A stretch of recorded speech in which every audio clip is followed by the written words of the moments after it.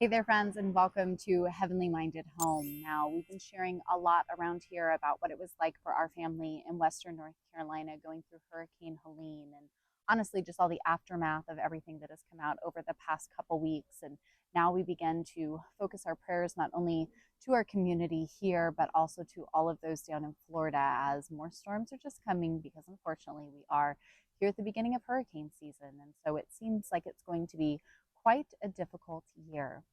While we have been still struggling with power outages, internet outages, water shortages, and many things here that is going to take our community a long time to truly recover from, we recorded a lot of content over the week, kind of just bits and pieces of the things that we were facing as a family. It is me, my husband, our four children. My brother lives here on our property in Western North Carolina with us. And then our good friends had literally just moved out here from Northern California to start building up their lives as well. So in total, we have 14 people here on our 8-acre homestead. And so it quite honestly was just really such a process, especially considering how many people we have, what all was going on, and how to really just get through the day-to-day life of being a family of 14 that was forced off grid in the matter of moments. And so while we've recorded some different content, I thought it would be fun to kind of go through and share a day in the life of a forced off grid family of 14. I hope that no flooding happens. Yeah, it'll be okay where we go. This gigantic truck, because if we took like the van or your car, and I know that your mom and Uncle Alan will not do dangerous things in the truck. So while both of our families have really had such an interest in just sustainable living and working towards a lot of these kind of principles of off-grid life, it was never something that really hit a priority in our day-to-day. I mean, those things are expensive. It takes a lot of planning, a lot of action, a lot of things. And unfortunately, we just never, either of our families been in a place where we could make that our priority and our focus. And so while I think we do many things along those lines, we just hadn't really made it there in life yet. And there was something with this kind of forced approach into living off grid as a family of 14 because of the hurricane. It was an emergency situation. We didn't know what was going on. There is so much chaos going on over here in the area. I've got helicopters going overhead right now. The level of just devastation, the loss of life, the uncertainty, it's so much, even a couple weeks out now, that we're still trying to process through. And so especially in that initial beginning with little kids, all of a sudden our life was radically changed. They woke up and there was no power, right? We went days and days, still nothing, everything starts kind of going haywire all around you. And I think it is so important to set the tone of the home and to keep morale high, even in the most difficult of times. And we'll continue to talk about that throughout the week. So be sure and you subscribe and turn on your little bell notifications to see those videos as they come out. But managing our children's stress and worries, that was definitely something that was a reoccurring theme. We have 9 children between the families, from, a 6-year-old all the way up to our newly becoming adult children. And so it really was a lot to just kind of keep that focus for our kids and the stress and uncertainty that we are going through, but then for ourselves as well, as we are trying to just manage through everything that's been thrown at us here over the past couple weeks. Something that we really found was each day kind of creating a focus or a mission for the family. It's not like we have our property prepared for off-grid living. Now, again, I think we do many things kind of working towards that way, but it's not like it was set up for that. When all of a sudden you are off grid and you have 14 people and a whole homestead of animals depending on you, it's quite the different setup to sort through and figure out all the pieces. Being able to set a daily focus, a mission for the family where we said, okay, today, these are the areas that need to be focused on. Whether, day one, it was we had to protect animals, we had to clear trees off the property, we had things we had to do. Moving on, it was things like collecting the wood, splitting the wood, drying the wood, keeping the fire going. We started to see these things that when we worked together as a family, we had a collective mission, we had a focus for each and every individual person to really just be honed in on. It really helped everybody throughout the process as we were able to really know what we were working on that day. We started to see kind of that like Little House on the Prairie life where cleaning is so much more difficult, right? Laundry isn't something that, you can just do. Really start to realize how much work it takes to do something as simple as washing some dishes or washing some laundry. And so being able to give everybody that focus and mission was something that really each day was guided around, even though the focus and mission was pretty much the same, right? Maybe one day it was more focused on wood gathering, one day more focused on water gathering, one day a little more focused on cleaning. But being able to have that was really important. And I have more kind of about how my morning routine and things changed, because I think there is so much to be learned in that. But really just reassessing our home needs.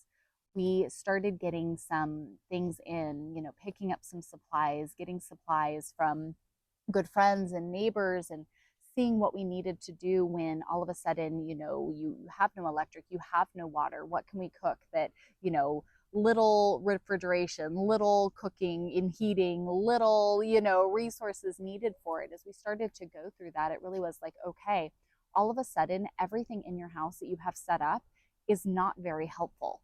I have a wonderful coffee bar laid out for myself, and we don't keep many things in the pantry because we eat a carnivore, way of eating. And so all of a sudden, all of that stuff set up in the pantry for my cute little coffee bar was absolutely useless. And what we needed was space for canned foods that we had received, and water and different supplies and things that we were using. And so really even just taking some time to clear out the stuff that was just rendered useless for a good chunk being, and reassess what we actually need in the space. Just kind of move the things out that aren't in the way and make the house be a little more helpful and useful to your situation. We live in a smaller home, it's an older home, we don't have a lot of storage, and then we have 14 people between our property here, kind of utilizing the main living spaces. And so reassessing our home needs and kind of just changing the things up to better fit us and serve us during this period has been something that has been really, really helpful. Now, it's quite interesting when you lose all power and all everything in such an emergency situation like this to then look at what needs to be eaten when the fridge went out, right? And we have days going by, it's not coming back. Ice is getting increasingly more difficult to even find. You have all of these things coming in. It really was each day looking at what has to be cooked today. Where are we at? Thankfully, we were able to get a charcoal grill and some charcoal. And so we knew how we were going to cook the food. We had that going for us. And so again, it's funny how these things happen, and they really have to be started so much earlier in the day. We had to have a burn barrel, and we just used that, and we would keep that going all throughout the day. We would, have sons chopping wood. We'd have people who had to cut down trees, and then you'd have to chop the wood, you'd have to split the wood, you'd have to gather the kindling, and then we'd also have to put the split wood around the burn barrel just to try to help dry it out, because everything was so wet after this massive, massive storm that we had. So we would have like one team on just burn barrel team. And that was the splitting the wood, preparing the wood, drying the wood, and keeping that going. And then we would have another team with, one of the other, we'd have my husband and then my friend Sabrina's husbands. We got two dads, like two teams. And the other was the food. So it was going through the food and saying, okay, what has to be cooked, right? What needs to be cooked so that way we can lessen any, opportunity of waste. We want to look at our things and say, okay, this has to be cooked today. So then we kind of just had this like buffet of sorts that had to work for 14 people. So maybe none of us were full, because that certainly wasn't the case, but the Lord always provides. And so there's always those pieces that we could pull together and say, okay, this is what we have available. We don't want anything to go to waste. we have one dad over there with the burn barrel getting that fire going. We have another dad over here. We got a charcoal grill and a smorgasbord of just different foods that we have found. He will get cooking those. And again, when you're working with this window of time from sun up to sundown, it really does hone you in on these are the things that have to be done. This is our time frame to get it all done in. And everything just took so much longer.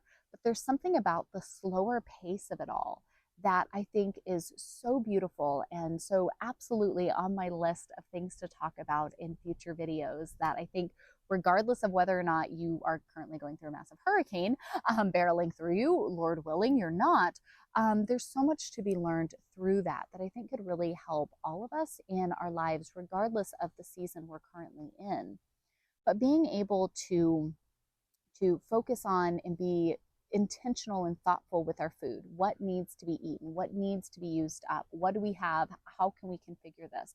Being thoughtful and intentional with our water collection, our water purification, right? Being able to, again, take this longer period of time. So it's just a little bit slower of a process, but it really makes you so thankful for every step of it. Having our boys that could go down and collect the water, being able to bring it up here, right? Getting it poured into different containers, being able to get it boiled, to be kind of going through the process of everything really does make you just so thankful and so grateful for things that we take for granted each and every day. And so working on that was something that really took up so much of our focus, right? These things had to be going on every single day. We had to have a system in place for trying to charge things. We had one car that had a full tank of gas. Thank goodness, we're very thankful for it. Being able to turn it on for periods of the day, to plug things in, to charge things, making sure all of the solar yard lights that I had and some solar bistro lights that Sabrina had, we would make sure every morning, right, we put all of the solar panels out so they could be charging. We had all of the lights indoors ready to go for when nighttime showed up. And so finding these little rhythms of these things of, planning out and being thoughtful with our cooking, planning out and being consistent with our water, planning out how we were going to charge everything, not just taking it for granted that like, oh, I'll just go plug my phone in, that didn't exist. You had to be intentional. You had to be thoughtful. You had to think about, what thing needs to be prioritized for charging. All of a sudden, these systems I had in my house made no sense because we didn't have any power. Being able to have a basket for uncharged things, a basket for charged things, so we knew what was what and where we were at, knowing that the solar panels were out and collecting as much sun as they could. Now, it was really difficult to get solar during this because we had a lot of cloud coverage for days and days after the hurricane. And so it was really spotty to get what we needed. So we had to be really, really intentional with even finding enough light for all of these panels to charge so that we could have some light when nighttime came. There was just so many of these different things that took up so much time, but in a really beautiful way, it allowed the whole family to be focused and to be partners in the work. The fire couldn't go out because we saw, especially with everything being so wet, how difficult it was to get a fire going. Tending the fire was a key point. Whoever woke up first was the first one out there to get it up and going again, right? Whoever went to bed made sure that they stoked it and had stuff going on it before they went to bed so that way it could make it through the night. Seeing these different things, watching the pot of water we had over the grate we made to be able to boil it. As soon as you notice it was boiling, hey, I've got some more boiled water. Come on, let's switch it out and do the next one. Seeing the whole family come together and be intentional all throughout the day was really, really neat. Seeing when kids kind of got a little bored or restless, it was like, hey, why don't we go do some more tree cleanup and we'll gather some kindling that we can bring up for the fire. Seeing, the kids knowing that the food we had was the food we had and being thoughtful about how you could maybe get creative and pull a meal together was something that was really a neat learning process, but also very, very fun to watch as a mom and see the process of my kids kind of utilizing skills that they don't normally have to. And I think that a lot of that, when we look at kind of the sustainability aspect of life, there's a lot of that that we can glean from. Do I suggest we all go to living off grid in some emergency situation? No, I don't. Is there a lot that we can learn from this and a lot that we can take with us moving forward? Absolutely. Doing things again, like I said, we start in the morning, like starting to cook our meal for the day starts early in the day because it's a long process. It takes a lot of work to do it. It's not just so quick and instant. Being able to start to prepare, to know once we had kind of finished eating and we're in the second half of the day, knowing that there was things we had to have prepared before it got dark, because once it gets dark, especially, it's kind of this, we live out in the country anyways, so it's rather, we don't have much light pollution anyways, but then you couple that with the entire town being out of power, and suddenly it is incredibly dark. It is the darkest you've ever seen. It's kind of crazy when you're not used to it. So you realize that when the sun goes down, that's it. And if things get left outside, it's a lot harder to find them. If there's things you can't find in the house, you don't know where something is, that's not really the time to be looking for it, because you can't see anything. And you don't want to be using up all the power that we do have with little rechargeable lights and things like that to be looking for something when you could have just had it, put together and prepared beforehand. And so giving kids tasks like, I took little tea light candles and we would line the hallway so we could at least see getting back to the rooms, having candles kind of sprinkled around the house, and the little solar bistro lights, we just left them kind of wound up and hung them off of different things so that way they could produce some light with the solar panels. Having the things like that, again, we kind of hit this afternoon time and it was like, all right, let's make sure we have fresh candles in all the holders. Let's make sure the solar panels are getting as much sun as they possibly can so we can go get them all hooked up to their lights. Being able to work through these things was definitely something that really did have to very, very immediately become a part of our daily rhythm, because you learned your lessons quickly that if you forgot something, you really were going to feel it because you didn't have any other options. There wasn't something else that you could do. And so while there was so much work and intentionality that I would love to talk more about, because again, I think there were so many wonderful, wonderful lessons learned there. Again, it was that piece too of seeing our kids having such a great time when they would work hard and do the things that they needed to do and to help out with the different tasks that we had for the day. To see them go off and just be so creative. We had kids going down, pulling up clay from the creek and making, sculptures and things with that. The kids had a blast. Hangman was their favorite game that they played the whole time, from the youngest to the oldest. It was so cute to watch them just sit there playing hangman on the paper. It was really cute. They would guess like NASCAR drivers and different fun things, and like seeing them giving each other hints and going through it was so sweet. Being able to pull out, anybody who had downloaded music on their phone. Luckily, my niece had some beautiful like oldies playing, which was my favorite. So being able to, again, just find those little bits and pieces that made the day, even in the difficult situation we were in, even in the overwhelm and the worry and all the pieces in it, there were those fun pieces. Playing games, the coziness of the candlelight, the little bit of soft music playing, the coming together and sitting around the burn pile, and yes, we're stoking the fire and we're doing the things, but just having that time of fellowship with one another was something that, again, I was trying to move on, and the almost the survivor's guilt almost that you feel after the storm is so immense. My husband and I went out just kind of assessing some of the damage around us, and you can't go by any of the waterways without smelling very unpleasant smells. There are body recovery teams everywhere. And it's going to be a very long time before, with all of the sediment, all of the sand, all of the movement, before things can be found and confirmed. But it's literally everywhere. It's lingering in the air. All of us can see it, can smell it, can, you go anywhere out in town and everybody, hey, how are you? Checking in. How's your home? How's this? How are you missing anyone? Going through that. It is so immense. And it is so scary. And especially week one, in the midst of it all, when we had no communication. And so we didn't really know what all the extent of it was. There's just so much uncertainty hanging over you that you're trying to do the best. You're trying to make it through your day. You're trying to make sure that your people have some sort of food, some sort of water, some sort of just basic needs met. And so there's these missions and these goals and doing these things. And then there's that deeper part of it, that just morale of your loved ones, and being able to still find the ways to thank the Lord for the blessings before you that day, because every day we all have blessings before us. Regardless of where you're at, we all have them. Sometimes they can be a little bit harder to see, but it doesn't mean that they're not there. And so being able to take the time with our kids and play a game, read books, make clay sculptures out of river clay, doing different things like that, just enjoying the warmth of the fire as it's getting so cold here. That was such a wonderful thing to glean out of this very kind of difficult and abrupt off-grid, living that we were thrust into.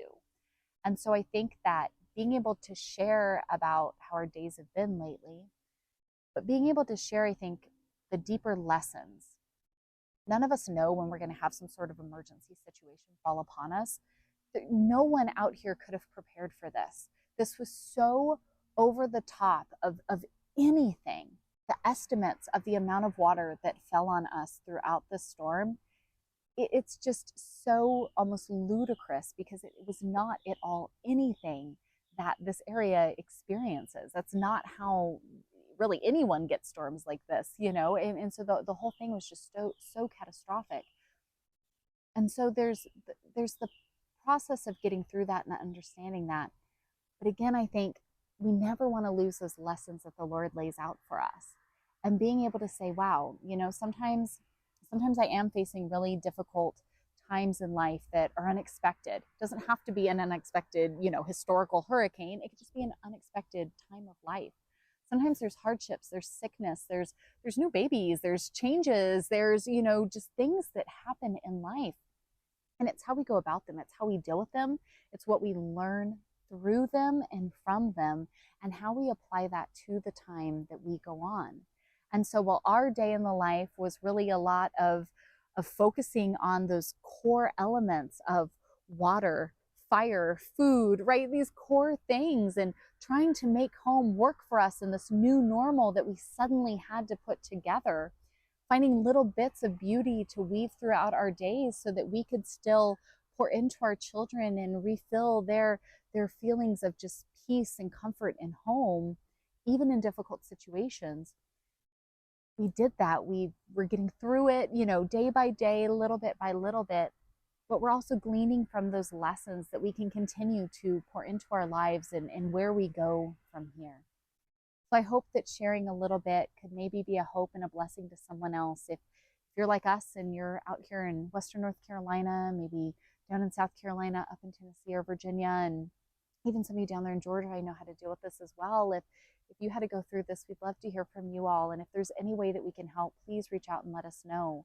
For those of you down in Florida, we're praying for all of you as new storms are on their way. And for anyone else here that is just going through one of those times too. And maybe you're dreaming of going off grid, you're dreaming of homestead life, you're thinking of what that would be, or you're finding yourself in one of those abrupt, just hard and fast changes of life that you weren't prepared for. This is how our days were pretty much going, but it's also where we've been looking for the bits of beauty and lovely and blessing in our lives, even in the hardest of struggles. Now, again, I've been sharing it with you all. We thank you so much for your love and support here. The community is coming together. The church just being the hands and feet of the Lord out in our communities has just been the most overwhelming thing to go through. Families need prayers. Families need support. We are working hard here on the cleanup and restoration. While we didn't lose our house to the waters, we've lost nearly all the contents of our home because of the subsequent mold and everything from the storm and everything going on. And so for those of us who are left, while we're thankful, absolutely, and while we'll continue to pray and search and help all the families that are missing their loved ones, there is so much to be done here, and we have been joining with local churches and communities and just here our locals finding ways to raise funds, raise resources, and get him into the hands of those of us here that need it the most. And so if any of that is put on your heart, that you would like a way to support, to give, to share, we have all of those links down in the description. Pass these things along. I pray that, yes, it can be a blessing for you and help encourage you in some way in your life, that we can take these lessons the Lord gave to us throughout such a horrific event like Hurricane Helene, but that we can glean from them, we can grow from them, we can pass them on and let them be an encouragement to someone else, because at the end of it all, it's giving the Lord glory for each and everything, regardless of where we're at. We thank him for the process, and we pray that it only grows each and every one of us stronger and stronger in our faith, that we might live that out before others, that they can come to a true saving knowledge of the Lord through it all. Amen. I hope this can be a help for you today. Subscribe, turn on your bell notifications, check out all of the links down there below, and I'll see you right here in the next one. Bye, friends. It looks like a vigil. So it's got pretty, but sorry. Oh my.